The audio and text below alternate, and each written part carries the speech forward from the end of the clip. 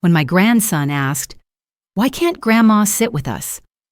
I felt the room freeze. My son looked down at his plate, my daughter-in-law forced a smile, and I quietly took my dinner to the basement. They thought I would stay quiet forever, just grateful for a place to sleep. What they didn't know was that the deed to this house still had my name on it. So I waited, and when the time was right, I invited them all to dinner and brought my realtor. My name is Margaret, and I turned 67 last winter. For most of my life, I was the kind of woman who poured herself into her family. I raised my son Josh on my own after my husband passed away in a car accident 20 years ago. Back then, we lived in a modest but cozy little house on the corner of Maple and 3rd Street. I worked 2 jobs, teaching at the local elementary school during the day and tutoring in the evenings, to make sure Josh had everything he needed. That house was my pride. It wasn't much, but the creaky floors carried years of memories. Birthdays celebrated in the living room, Christmas dinners in the kitchen, late-night talks over coffee with neighbors who had become my closest friends. For decades, I thought I'd live there until my last breath. But life rarely follows our plans. After retiring, my modest pension barely covered the basics, and then came the medical bills. My blood pressure, arthritis, and a few unexpected hospital visits devoured my savings. Eventually, I had to make the painful decision to sell my home. I told myself it was just a house, just bricks and wood. But in reality, it felt like I was selling decades of my life. It was around that time Josh called me. His voice was warm, and for a moment, it almost felt like old times. "Mom, Emily and I were talking," he said. "Why don't you come live with us? It'll be easier for everyone. You won't have to worry about anything." My heart softened. It felt like an act of love, a gesture of gratitude, and truth be told, I was tired. Tired of worrying about bills, tired of being alone in an empty apartment. So I accepted. When I arrived, Emily greeted me at the door with a bouquet of fresh daisies. She hugged me tightly, called me Mom, with a smile that almost looked genuine, and led me inside. Josh carried my suitcases down to a room they had prepared for me.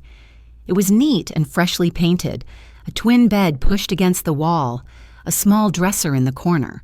But I noticed immediately that the room was in the basement, far from the kitchen and living room upstairs. There was a single window, high on the wall, that let in only a sliver of sunlight during the day. I told myself not to read too much into it. After all, space was tight. It was generous of them to offer me a place at all. The first few weeks were warm.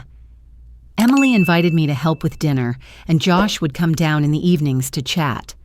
My grandson, 8-year-old Liam, became my shadow. Every night after Emily tucked him in, he'd sneak down to the basement with his blanket and whisper, "Grandma, tell me a story." I'd sit with him on my bed, weaving tales until his eyelids grew heavy. But slowly, subtle changes began to creep in. At first, Emily would stop by my room less often. The cheerful Mom became a quick hey over her shoulder. She seemed busier, her voice tighter when we spoke. Then came the dinners. One evening, I emerged from my basement room to find the dining table already set. Josh and Liam were seated, and Emily was placing dishes on the table. I moved to take a seat when Emily said, without looking at me, "Oh, Mom, we didn't have enough chairs tonight. Would you mind eating in the kitchen? I'll make you a plate." Her tone was sweet, but something in her eyes felt firm. I brushed it off. Maybe they had company coming. Maybe space really was tight. But it happened again and again. Josh, always the peacemaker, would mumble, "It's just temporary, Mom." But his eyes wouldn't meet mine. I began to notice other small things. Emily would rearrange the living room and forget to leave a chair for me. She started keeping the upstairs pantry organized in a way that made me hesitant to grab even a snack without asking. My once warm welcome felt conditional. Still, Liam remained my one constant source of joy. Each night I'd hear his small footsteps padding down the stairs, his voice whispering, "Grandma?" He'd curl up next to me, telling me about his day, his soccer games, his school projects, the silly things his friends said. One night, after Emily told me she'd be too busy to include me in dinner, just this once, Liam slipped into my room with a cookie he had hidden in his pocket. "Grandma, you can't skip dinner," he said solemnly, placing it in my hand. I hugged him tightly, a lump forming in my throat. It was in those quiet basement nights between the stories and cookies that I began to feel the first twinges of something I couldn't yet name. Gratitude, yes, but also something else. A question I didn't want to ask myself just yet. Was I really a guest in my son's home, or just someone staying for a while? It was a Saturday evening, the kind that used to be my favorite back in my own home. Family gathered, the smell of food in the air, laughter spilling from the kitchen. Emily had planned a dinner for friends of Josh's from work, and I decided to make something special. I spent the afternoon in the basement kitchen, my hands working on my famous chicken pot pie. It was Liam's favorite, and over the years, it had become a comfort food for Josh as well. I wanted to surprise everyone, to feel like I was contributing, not just existing in their home. By the time I carried the steaming dish upstairs, the dining room was glowing under warm light. The long table was set beautifully, plates arranged perfectly, glasses sparkling. Josh's colleagues were already seated, Emily gliding around like the perfect hostess. I stepped closer, balancing the dish carefully. "I thought I'd bring this up for everyone," I said with a smile. Emily's expression didn't change. She glanced at the table, then at me. "Oh, Mom, the table's full tonight. Could you maybe set that on the counter? You can have your dinner in the kitchen. There's more space there." Her voice was smooth, almost casual, but the words landed hard. Josh looked down at his plate, avoiding my eyes. I hesitated, still holding the dish. "I don't mind squeezing in," I offered lightly. Emily's smile tightened. "It's just easier this way. I'll make you a plate once everyone's served." Before I could respond, a small voice broke the hum of conversation. "Why can't Grandma sit with us?" Liam's clear, innocent voice sliced through the air. The room froze. Heads turned. Emily's smile faltered for the first time. "Honey, there's just not enough room tonight," she said quickly, ushering him toward his chair. Liam frowned. "But she can sit by me. I don't need this much space." A few awkward chuckles came from the guests. Josh cleared his throat. We'll figure it out later, buddy." I swallowed hard, placing the dish on the counter. "It's fine," I said quietly. "Enjoy your dinner." I carried a plate to the small basement kitchen, my chest tight. For the first time, I felt like I was truly outside looking in, watching my family from the wrong side of the glass. Back in my room, I ate alone. The sounds of laughter and clinking glasses drifted faintly through the floorboards. I tried to tell myself it didn't matter. I'd lived alone before. One meal shouldn't hurt this much. But it did. I thought of the years I'd spent making sure Josh never felt excluded. From school trips, from birthday parties, from any table where he wanted a seat. I remembered working double shifts to afford his graduation suit, staying up late to sew a missing button, smiling through my own exhaustion so he would never feel second best. And now I was eating reheated chicken pot pie alone in a basement. Later that night, after the guests had left, Josh knocked on my door. "Mom, I'm sorry about dinner. The table really was crowded tonight." I nodded, forcing a small smile. "Of course, dear, I understand." But inside, I felt the sting of something deeper than a lack of chairs. The next day, Liam slipped into my room with a conspiratorial grin. In his small hands was a slice of chocolate cake. "I saved you dessert, Grandma. They almost ate it all." I laughed softly, hugging him. "You're too good to me." His visits were like a lifeline, proof that not everyone in this house saw me as a guest to be managed. For a moment, I felt a flicker of warmth, a reminder that love still existed here. But warmth doesn't last long in a cold room. That evening, I heard raised voices upstairs. Emily's sharp tone cut through the air. "Liam, we've talked about this. You don't sneak food to Grandma. She eats plenty downstairs." "But she didn't have dessert," Liam protested. "This isn't about dessert. It's about rules, Emily snapped. I sat silently on my bed, the sweetness of the cake lingering on my tongue, now mixed with bitterness. That night, Liam didn't come downstairs. I stared at the ceiling, the hum of the basement fridge filling the silence, and realized something was shifting. This wasn't about space at the table. It was about space in their lives, and how small mine was becoming. A week after the dinner incident, I came upstairs to find Emily rearranging the hallway closet. Boxes were stacked against the wall, and a familiar crocheted blanket peeked out from the top. "Mom, I'm just doing a little organizing," Emily said with a bright smile that didn't reach her eyes. "We need more space for Liam's winter clothes. I put some of your things in the garage to keep them safe." Safe. That word echoed in my head as I went back downstairs. Safe didn't mean accessible. Safe meant out of the way. Later that evening, I went to the garage to see what had been safely stored. My winter coats, a few framed photos of Josh as a boy, my late husband's toolbox, items that had once been part of my daily life, were shoved into plastic bins, stacked haphazardly near the water heater. I stood there for a long time, my hands brushing against the cool metal of the toolbox. It wasn't just about storage, it was about being moved, piece by piece, out of sight. A few days later, I was in the kitchen when I heard voices drifting from the living room. I paused, my hand still on the fridge door. Emily's voice was low but firm. "If we handle this right, we could free up more capital for the investment." Josh's voice followed, hesitant. "It's not that simple. You know the situation." Emily sighed. "We can't keep delaying just because of her. We need to think about the future." Her. I stood frozen, listening to the faint hum of the refrigerator beneath the sound of my own heartbeat. I returned to the basement with my mind buzzing. Investment, capital, future. These weren't words about vacations or home repairs. These were words about assets. And I had a sinking feeling I was one of the obstacles to their plans. That night, I sat on the floor with a small metal box I had kept with me for years. Inside were old letters, photographs, and a thick envelope containing property documents. My fingers trembled slightly as I pulled out the deed to the house. The name printed on it was mine. I read it twice, 3 times, to make sure I wasn't imagining it.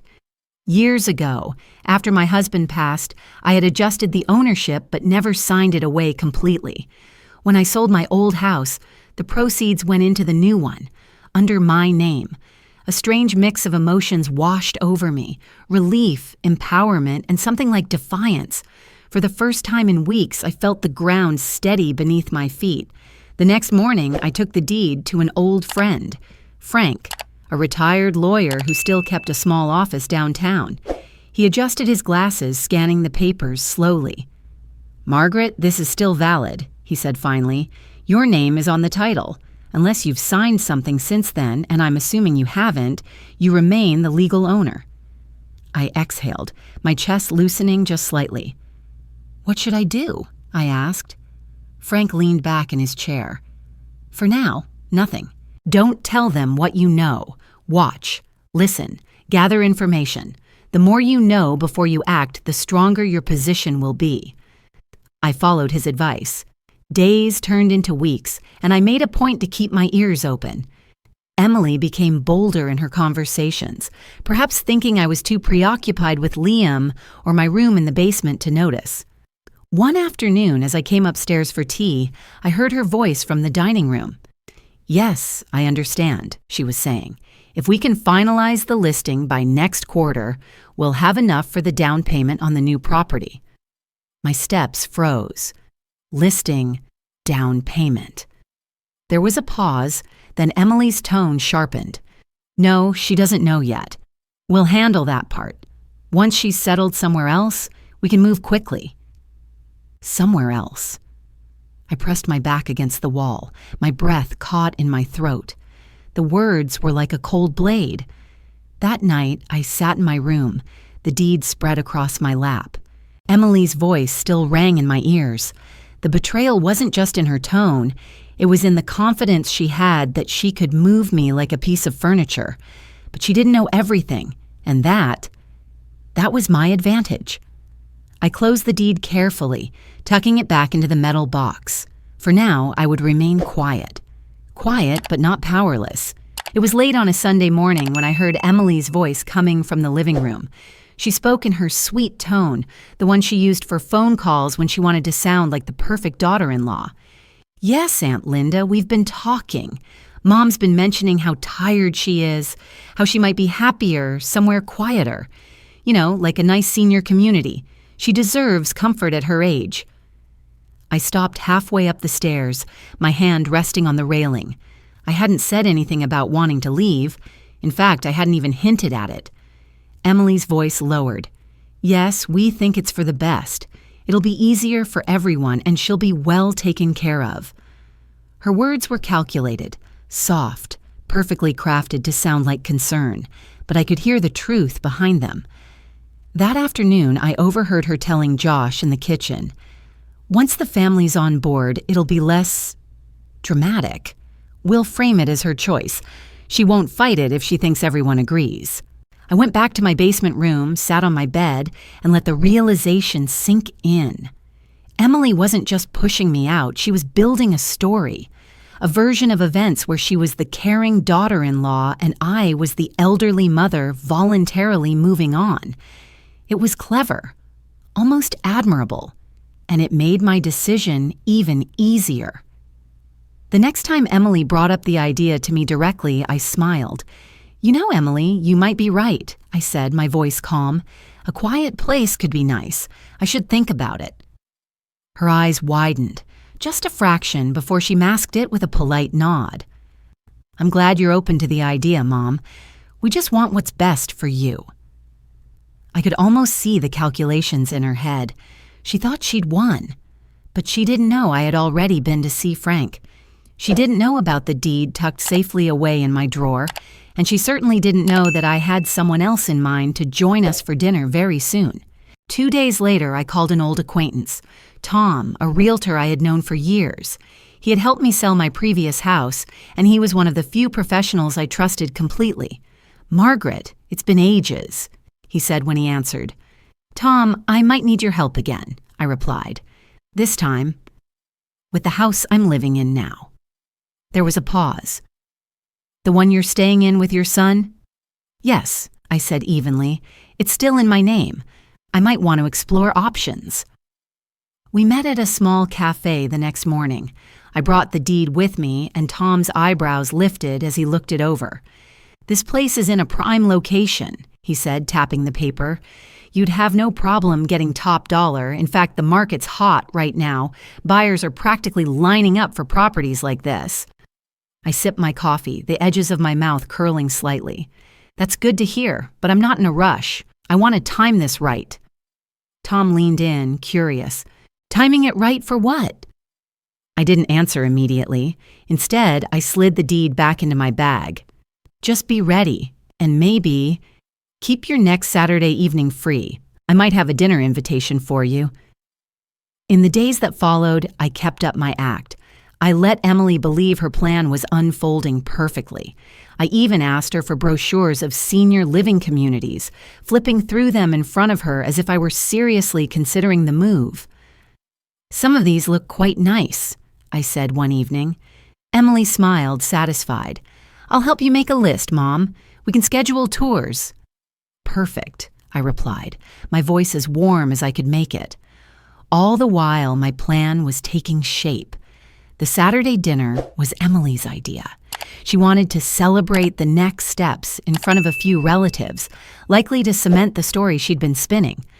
I suggested inviting a friend of mine as well, someone I wanted them to meet before I made any decisions. Emily hesitated, but she was too confident to suspect anything. "Of course, Mom. The more the merrier." Tom agreed to come. "I'll bring my market analysis," he said over the phone, "just in case you want to make things, interesting." "Interesting is exactly what I want, Tom," I told him. That evening, as I set the table in the dining room, yes, Emily let me help this time, I felt a quiet sense of control returning. Emily thought she was staging a perfect performance, a family dinner that would mark the beginning of my exit. But I had my own act ready. Everything was in place. The dinner table looked perfect that Saturday evening. Emily had outdone herself. Polished silverware, candles lit just enough to cast a warm glow, and a roast in the oven that filled the house with the smell of garlic and rosemary. She was in her element, the perfect hostess. She didn't know she wasn't the only one hosting tonight. Josh's cousins had arrived, chatting easily in the living room. Liam was bouncing from guest to guest, full of energy. Emily moved gracefully between conversations, a polished smile never leaving her face. And then Tom arrived. Emily's eyes flickered with confusion for just a moment before she quickly recovered. "Oh, you must be Mom's friend. Welcome, please come in." Tom shook her hand warmly. "Lovely to meet you. Margaret's told me so much about this home." Emily's smile tightened. "Well, it's been wonderful having her here." I took Tom's coat and guided him toward the table. "He's just an old friend, Emily. Thought he might enjoy dinner with us." Dinner began without incident. The table buzzed with light conversation, the clinking of cutlery, the hum of family chatter. Emily, still confident in her own narrative, asked me cheerfully, "So, Mom, have you given more thought to those senior communities?" I smiled, glancing at Tom.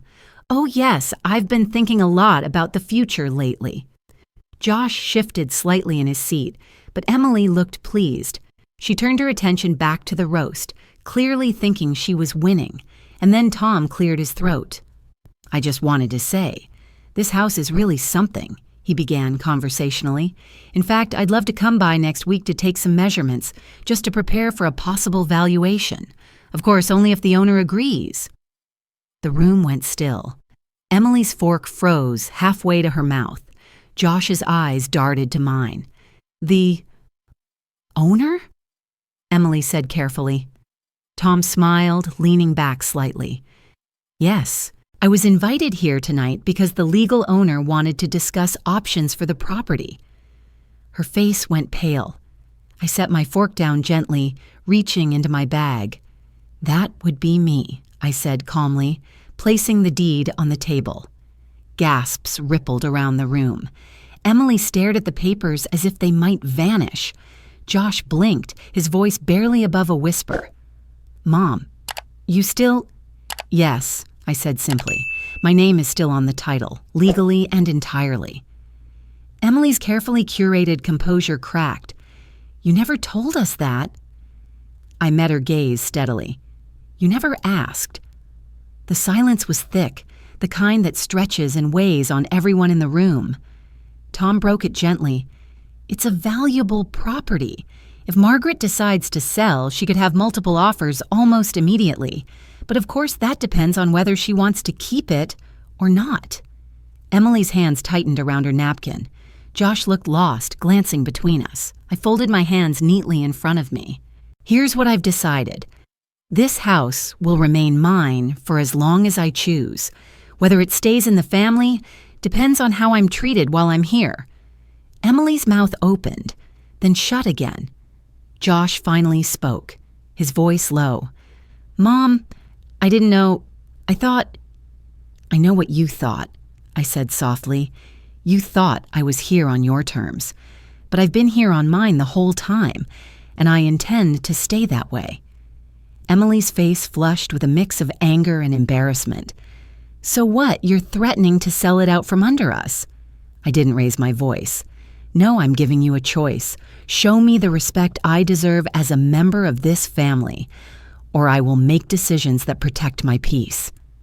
For a long moment, no one spoke. Then a small voice broke the silence. "Grandma should stay forever."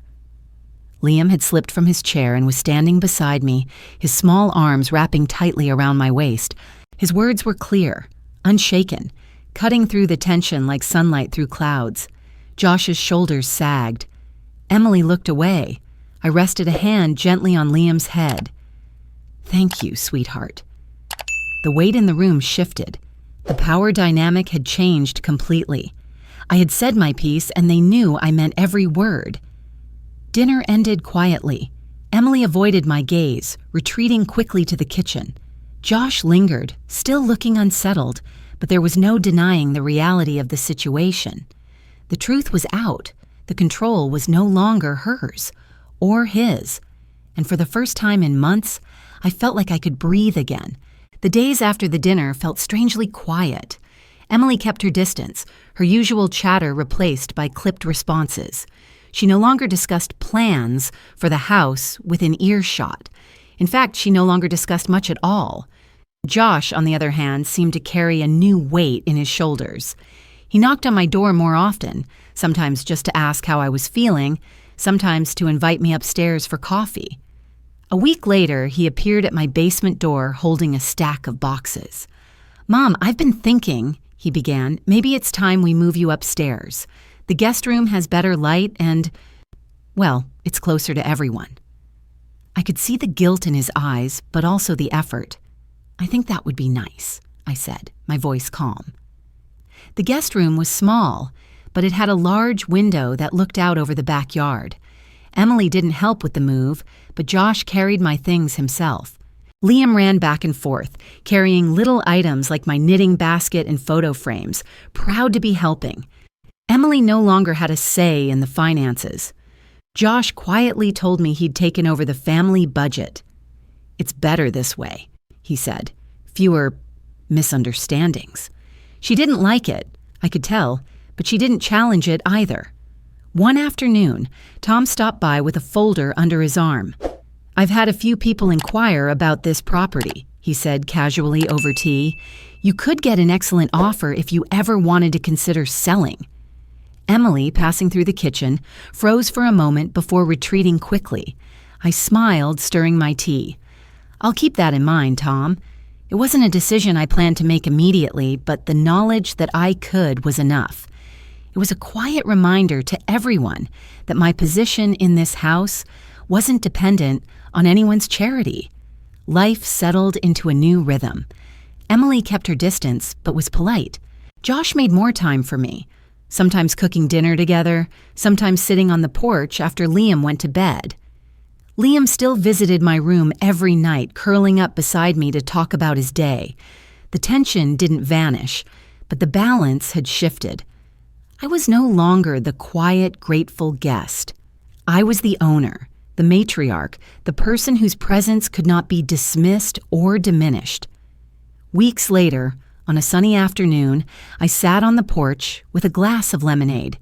Liam was chasing a soccer ball across the yard, his laughter echoing in the air. Josh joined me, settling into the chair beside mine. "You've been quieter lately," he said. "I've been thinking," I replied, "about everything that's happened." He nodded, looking out at his son. "I'm sorry, Mom, for not paying more attention, for letting things get the way they did." "I know," I said softly, "and I'm not angry anymore. But there will be boundaries from now on, for everyone's sake." What is it? That evening, as the sun dipped below the horizon, I walked through the house. It felt different now, not because the furniture had changed, but because the air had. The respect I had quietly fought for was finally here, even if it had come at a cost. Emily kept her smile polite, but never overstepped again. Josh maintained his distance from her decisions when it came to the house, and I kept my promise to myself. I would never again give up the rights that protected me. Some evenings, when the wind carried the smell of rosemary from the garden, I thought about what might have happened if I hadn't acted. If I had stayed quiet, let Emily's plan unfold. I might have been somewhere else entirely, watching my life packed away piece by piece. Instead, I was here, in my house, and I intended to keep it that way. Liam came running onto the porch one afternoon, his cheeks flushed. "Grandma," he cried, wrapping his arms around me. "Can we make chicken pot pie tonight?" I laughed, hugging him close. "Of course we can." He grinned, already running toward the kitchen. Josh followed, shaking his head with a small smile. I leaned back in my chair, watching the two of them disappear inside. The house was still mine. My peace was still intact. And for the first time in a long time, My heart felt light.